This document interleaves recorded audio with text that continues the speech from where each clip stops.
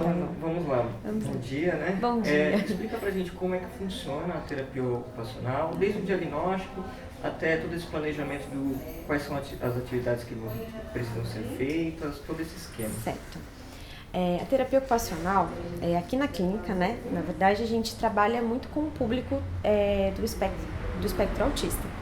Mas a terapia ocupacional a gente pode trabalhar com várias outras questões de qualquer criança que esteja com algum problema no desenvolvimento, né? Então a gente vai pensar, a gente vai olhar para aquela criança, a gente vai principalmente pensar o brincar com ela. O que é esse brincar, né? Por que a criança precisa brincar? Porque é a partir do brincar que a gente se desenvolve, né?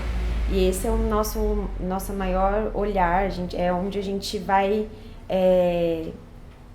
conseguir fazer com que essa criança desenvolva outras funções, né? Então a gente vai sempre olhar, essa criança não consegue escovar o dente sozinha. Por que ela não consegue escovar o dente sozinha? Ela tem alguma questão sensorial? Que aí a gente entra com uma outra função da terapia ocupacional, né? Que a gente é uma especialização da terapia ocupacional, né? Essa integração sensorial. E a gente trabalha a base dos sistemas sensoriais, né? Que a gente tem os cinco sentidos, né? E nós trabalhamos com mais 2 sentidos, que a gente fala que é a propriocepção e o sistema vestibular. Esses 2 sentidos, eles são principalmente intrínsecos da gente, né? O sistema vestibular tem a ver com o movimento e o sistema proprioceptivo tem a ver com a compreensão do seu corpo no espaço, né? Então a gente trabalha todas essas questões dentro da integração sensorial, mas a terapia ocupacional sempre vai olhar para uma função.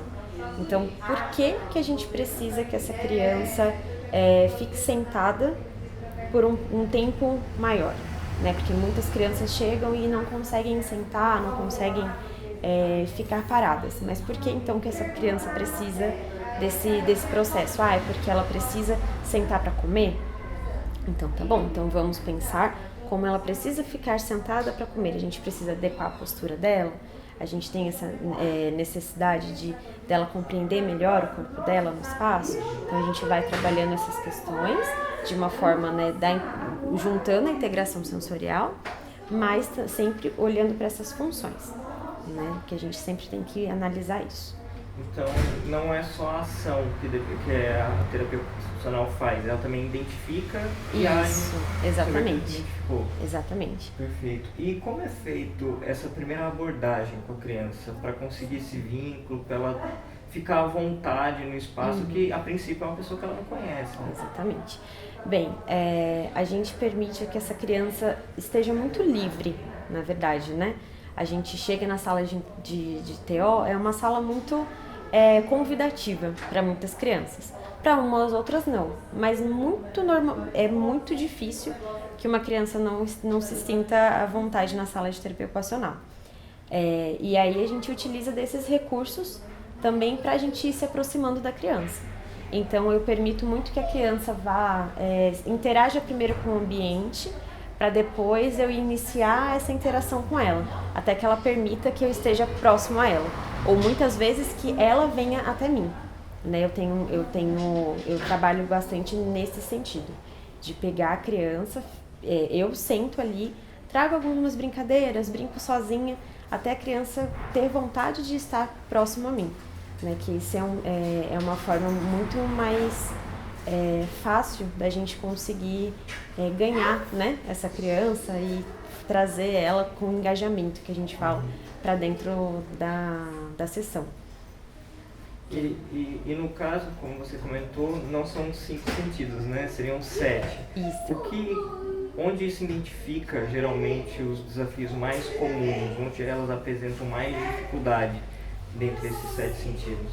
Certo. Olha, normalmente é um conjunto, assim, né?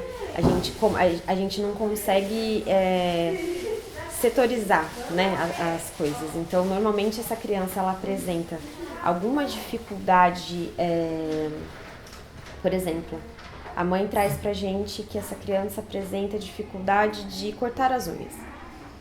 E aí, normalmente, o que a gente vai pensar? O que acontece pra gente cortar a unha? Essa criança vai ser tocada, essa criança vai sentir coisas, então pode ser no tato, pode ser que dentro daquela especificidade dele, ele olha aquilo, a visão, a audição, está tudo ligado ali, né? Então a gente precisa entender quais são, e é isso que eu comentei, né, anteriormente, da função. Então, por exemplo, a criança tem dificuldade de cortar o cabelo. Por que essa criança tem dificuldade de cortar o cabelo? É o barulho que a maquininha faz? É aquela água que a gente espirra e fica escorrendo e aí ela tem sensibilidade tátil e esse tato tá incomodando ela? Então, essa criança tem seletividade alimentar, ela não consegue comer. Então, o que está acontecendo anterior a isso, né? Para essa criança estar nessa situação. Eu não consigo me alimentar com alimentos que sejam mais pastosos. Quando ela coloca esse alimento na boca, é uma sensação, que tipo de sensação que ela tá trazendo, né? Então a gente olha para isso e a gente consegue trabalhar isso dentro da integração com movimentos, com a gente trazendo algumas texturas para essa criança, para a gente ir organizando esses sentidos, né?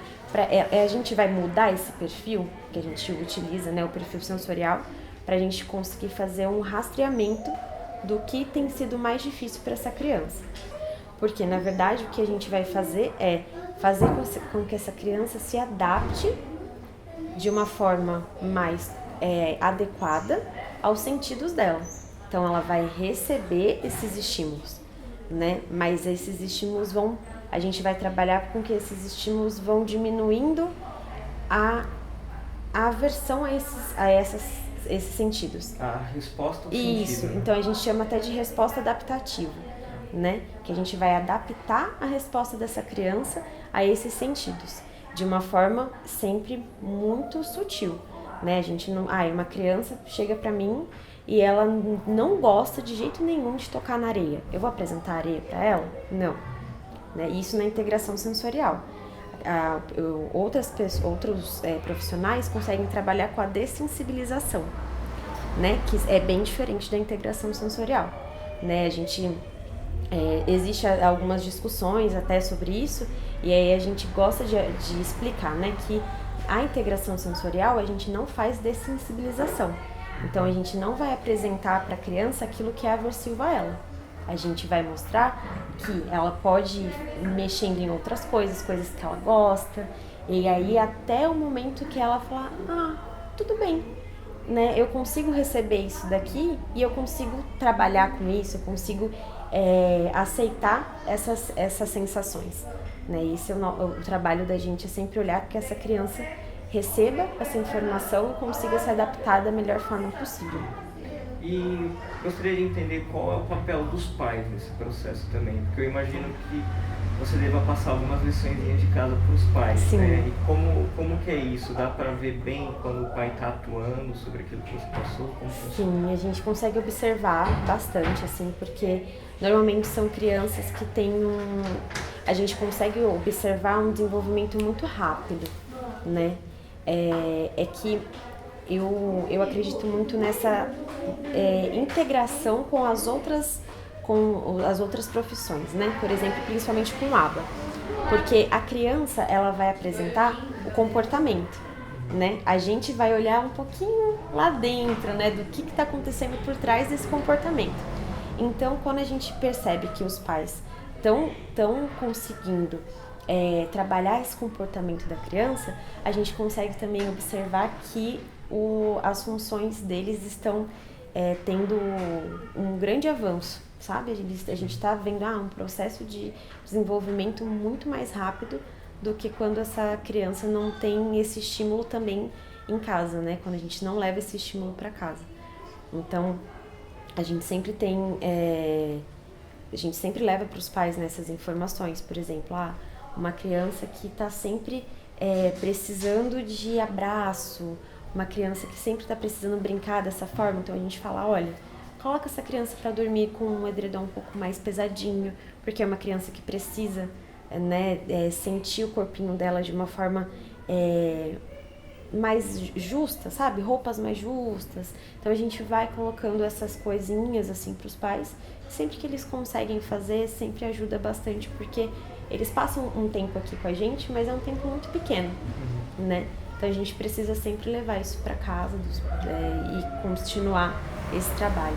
E pra gente finalizar, chegando no final, com que idade a criança pode começar a fazer, né, a terapia ocupacional? E qual a importância, também perguntei para a Alessandra, de começar o quanto antes na terapia? Bem, a gente recebe crianças a partir de um ano e meio, 2 anos. Isso por conta da intervenção precoce, né, que tem sido muito importante, né, que na verdade assim, os médicos eles são os primeiros a olharem para essa criança, né? Os pais vão levar sempre essas crianças ao pediatra. Então, esse trabalho do médico olhar e fazer essa primeira avaliação de falar, poxa, essa criança aqui pode ser que tenha alguma coisa diferente no desenvolvimento. Vamos mandar para as terapias? Então, essa criança vai chegar pra gente iniciar esse processo de intervenção precoce, né? Muitas crianças, às vezes, apresentam algumas condições que a gente fala, poxa, ela poderia estar muito mais desenvolvida se ela tivesse vindo desde o comecinho, porque a gente fala muito sobre o processo neurológico da criança, ela vai em desenvolvimento e a gente tem umas quebras ali no meio, né, do desenvolvimento da criança. E ela precisa estar sendo estimulada sempre, para que ela consiga ganhar essas habilidades de uma forma mais fácil. Então é muito importante que essa criança chegue pra gente nessa intervenção precoce, pra gente já dar início desde muito pequenininho para essa criança desenvolver da melhor forma possível.